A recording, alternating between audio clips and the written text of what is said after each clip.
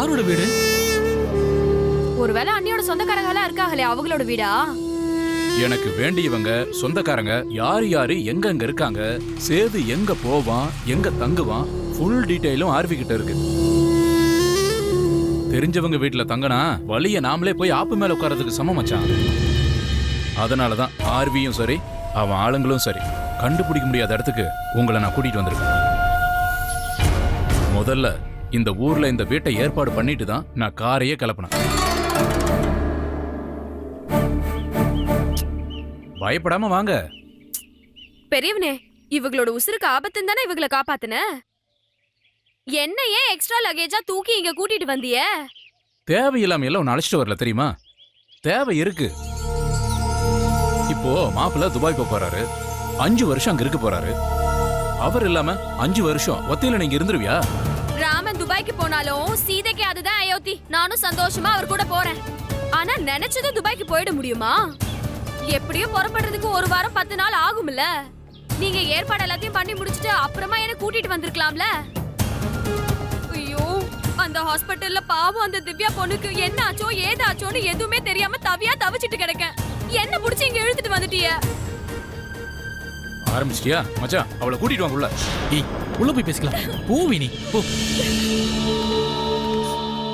மா மா மா என்னடா?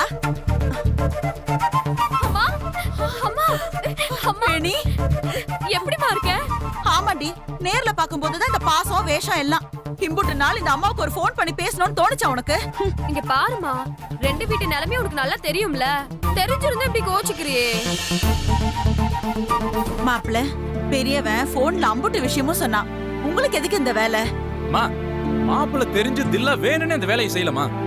ஆமா மச்சான், என் விதி அவங்க வலையில சிக்க வச்சிருச்சு.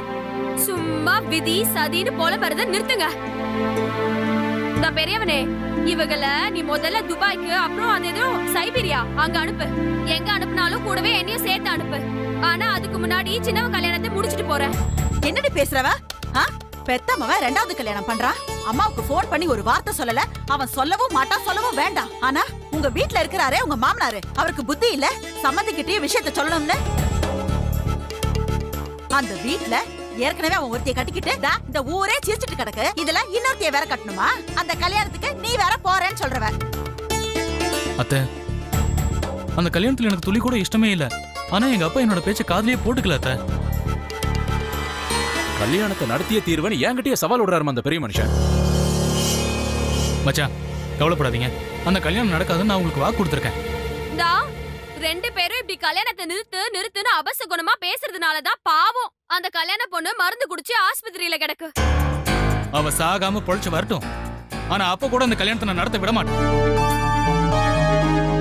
மச்சான், எங்க அம்மா வராம இந்த கல்யாணம் நடக்கூடாதுன்னு உங்க தம்பி ஆல்ரெடி கண்டிஷன் போட்டிருக்காரு. மச்சான், உங்க அம்மா வராம நீங்க பாத்துக்கங்க, சின்னவனா நான் பாத்துக்கிறேன். சரி சரி, கல்யாண பேச்செல்லாம் பிறகு பேசிக்கலாம். பசியோட வந்திருப்பீங்க, வாங்க சாப்பிடலாம். வாடி. வா மச்சான். கையில சாப்பிட்டு எம்புட்டு நாளாச்சு.